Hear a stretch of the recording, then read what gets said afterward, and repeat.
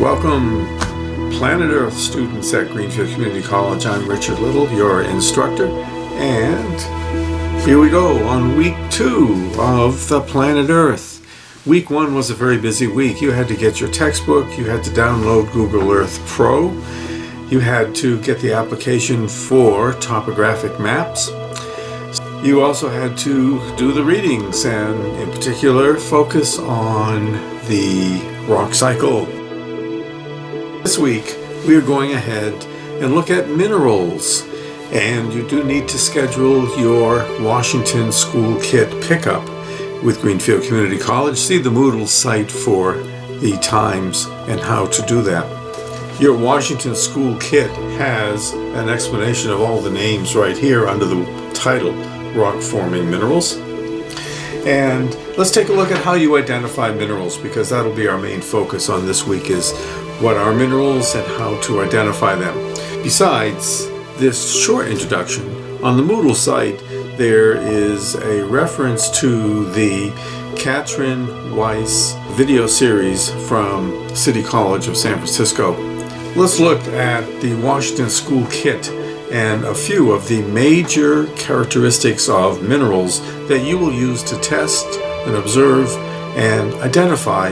Let's start with how minerals are broken. So minerals have a crystal structure inside. All minerals are crystalline in that they have a crystal structure, but when they break, and just to let you know, these are all broken, and you don't often see crystals. This is the thing. We hear about crystalline structure, but you don't often see crystals. Crystals grow, but these minerals are all broken. So, what happens when you break a crystal? Sometimes you will find that there will be cleavage planes, which are planes of weakness between the atomic structure, between the atoms and the atomic structure of the mineral. And they will break right along those planes. Those planes will be very, very smooth. They will reflect light. And so when you're looking for cleavage planes, you will take your mineral and you will rotate it in the light. And as you rotate it, you will see that the light will bounce off that flat surface, and that will indicate the cleavage. Sometimes minerals do not have cleavages. For example, let's take quartz. Now I've got a piece of quartz here that's actually a crystal, and this crystal has the flat surfaces that you see, but the crystal surfaces grow.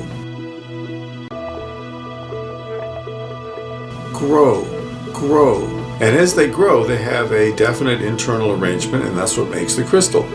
So this is a piece that grew in the ground, perhaps as part of a geode, an open space. It just grew.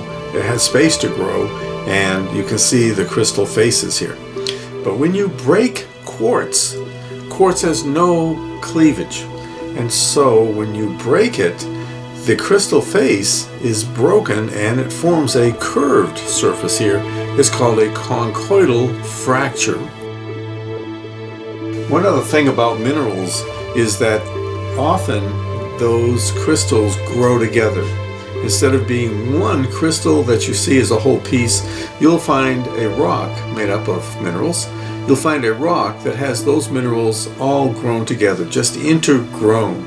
And here's some good examples from your mineral kit here. This one is pyrite, but it shows all the sparkles here of the crystals that are intergrown. So it's hard to see the characteristics of any one crystal unless you use a magnifying glass. Number 1 is calcite, and calcite breaks along prominent cleavage planes. So we see a flat surface going this way, and this way, and this way. There's 3 different surfaces here. Okay, it's top and bottom, front and back, and the sides, left and right. Notice that these are all parallel, so there's only 3 cleavages here. Cleavages are the plane directions that go through the mineral. So one plane has 2 surfaces, for example, the front and the back. So calcite, a mineral with 3 cleavage planes, not at right angles. As you can see here, they have an intersection that is more like a 120-degree angle here. Sample number 2 is an example of intergrown minerals here that are just combinations of small ones all grown together in different angles. So it's hard to see the properties of any individual crystal. So that's a bit of a problem when you're trying to identify a mineral, as opposed to one big chunk. The big chunks are much easier to identify. Besides the way a mineral breaks, another characteristic is hardness. If we take a look at sample number 3 here, this is gypsum.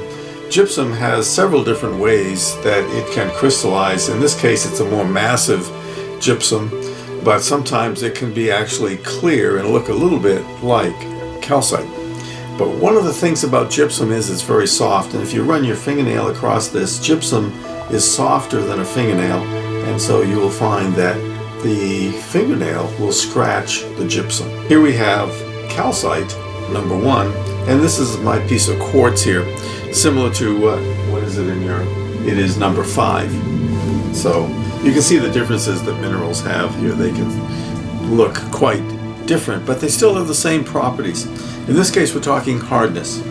So if you take a piece of glass which has a medium hardness, what would be about 5.5 on the Mohs hardness scale, quartz has a hardness of 7, and when you scratch it against glass, it will scratch the glass.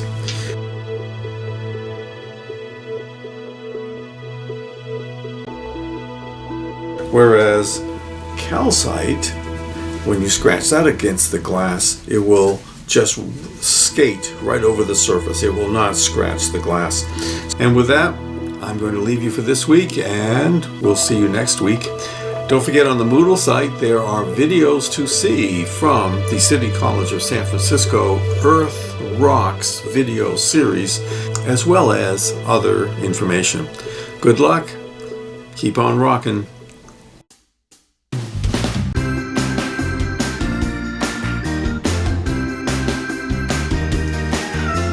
Oh, yeah. Yeah, here she is.